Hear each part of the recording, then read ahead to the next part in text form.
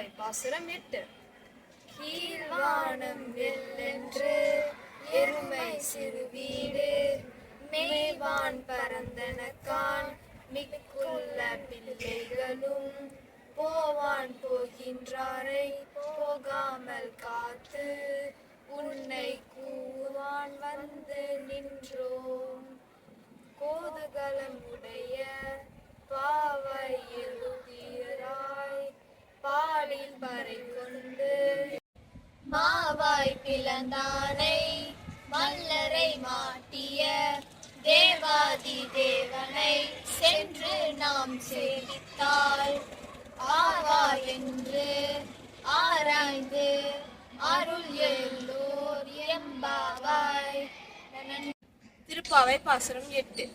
இப்பாசுரத்தில் இறைவனை அடைவதற்கான வழியை ஆண்டாள் விளக்குகிறாள். விடிய காலையில் அறிகுறிகளை காட்டி மற்ற தோழிகளைப் போல சென்று விடாமல் தாமே வந்து தோழியை எழுப்பி அவளையும் இறைவனின் திருவடிகளை சரணடைந்தார். இவர் நிச்சயம் இருக்கப்பட்டு அருள் புரிவார் என்று விளக்குகிறார்.